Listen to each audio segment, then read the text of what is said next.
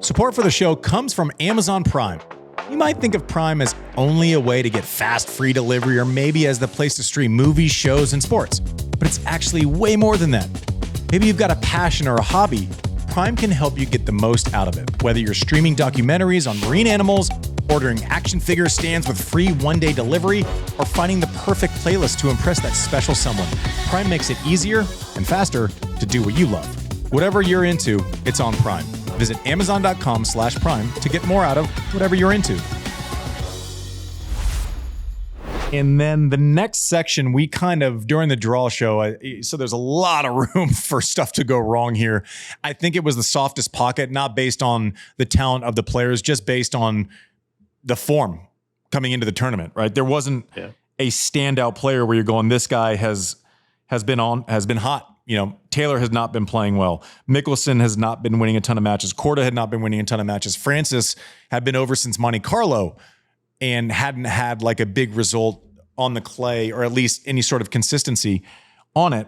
So no surprise that we messed this whole thing up. I'm gonna take Frances through. Altmaier, we did say that was gonna be a tough one against Fritz. I had Fritz through the quarters just because it was like the least of evils and risk going through. But I have Frances through against Altmaier. JW? You know they have a New York hotel in Vegas. I feel like this is like New York, and Paris. Like Frances is playing U.S. Open style tennis. He's pumped up. He's energetic. He's focused. I mean, this has really been the highest expression of Frances. I don't think he's lost a set yet.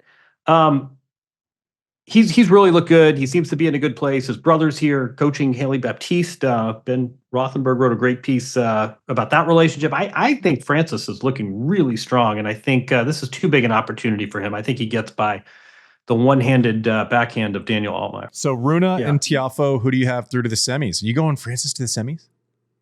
I think I'm going Frances to the semis. Is that crazy?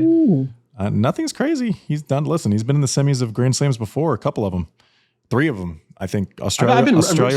I've been very impressed with Frances. He's played amazingly well, and we mentioned this quickly on the original draw show. Stayed in Europe while his team went back to play another event in Hamburg because he didn't like what he was doing. Felt like he needed more matches.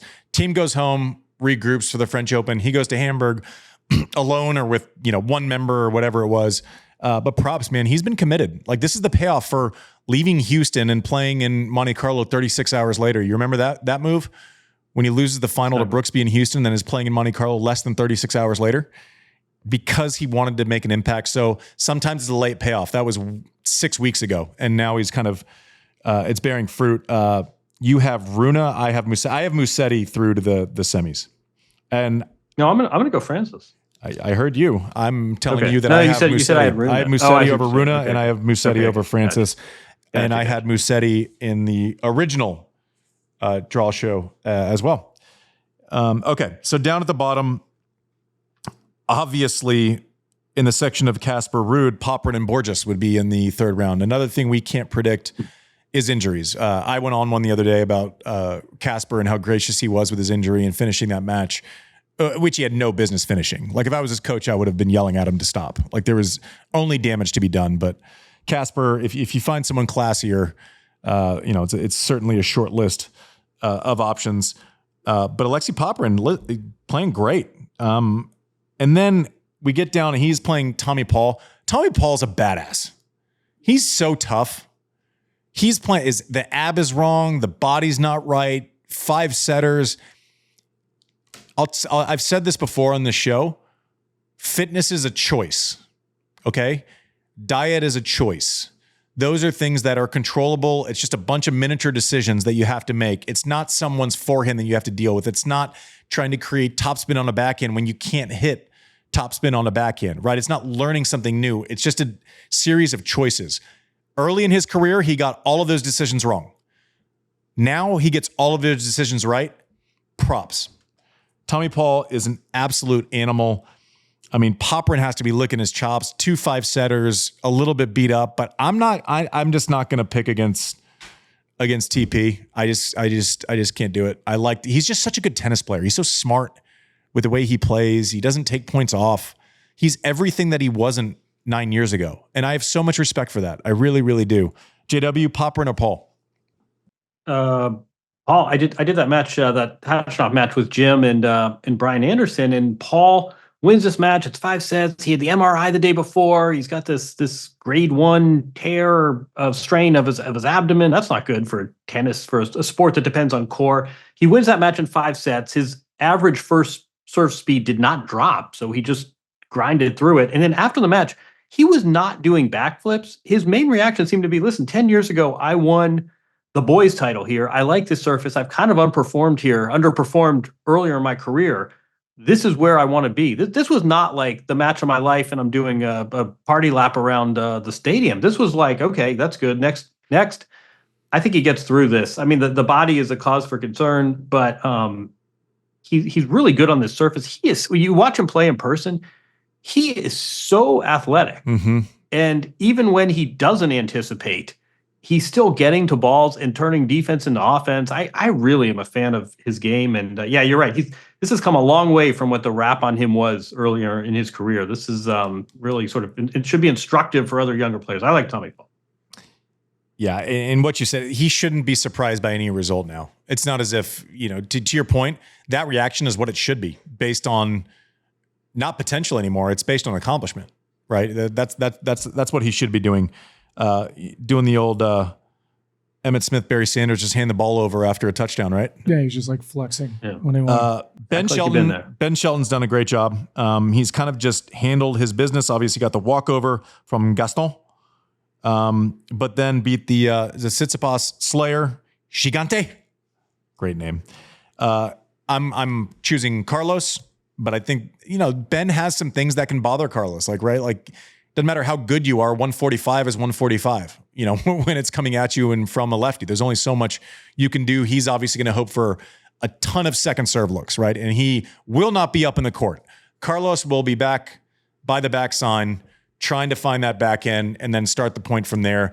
Ben's going to have to pitch a great ball game. I'm going to take Carlos, but we had Ben in the round of 16, and I think he's, there's no reason not to have him deep in these slams. He's great in the 3 out of 5 set format. Yeah, I don't know. I mean, I thought you were going to go a bit further than that, even, because Ben is well rested. It's really hot. At least it was today. And Carlos was, that last 90 minutes was some of the strangest tennis I've seen in a long time. That Demir Džumer played 90 minutes of lights out tennis, and it was really fun and entertaining. But Carlos really went on walkabout. I was sitting next to Mats Wilander, and we were both looking at each other like, this is the defending champion. What is he doing out there? I think Carlos wins that match, but sometimes he goes for the showstopper shot when there's such a more obvious option that he passes up. Sometimes he just sort of has these walkabout, I think is the Aussie term. I think this is a little bit of a danger match for Carlos, especially if Ben's fired up. He's got those hellfire missile of a serve. Prove it. I don't know. He'd never be. All right. I wouldn't pick Ben Shelton, but I wouldn't gloss over this one. All right, we'll see. Please talk more about it and then not pick it. I don't even think JW had Shelton to this match. Did he not? I don't think he did. Did I not? Who did he have? I mean, Shelton. Did he have? Was Jari in this section? Yeah. Chile. Chi. Lay. Tabilo. JW had him losing to Sonego in the first round. Tell us more about your faith in Ben. Wait, come on. Did we kill his audio? Go ahead. Come on. So you like Musetti, huh? Mike. How long has Techie Sean had a mic? Yeah. Look at that. Unbelievable. From the top rope. Great. That kind of felt that whole thing kind of fell apart for you. You like that? Yeah. I like how we waited until he was done with all that to be like, hey, by the way. Schaden mit Freude. All right, what do we got? where are we with this?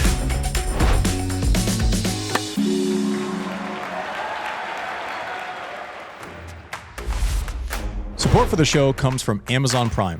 Prime is more than just fast, free delivery. It's your go-to for streaming music, movies, and sports. Plus, it's also a great way to connect with the things you love. Into skiing? Stream ski films on Prime Video even when the slopes are bare. Love fishing?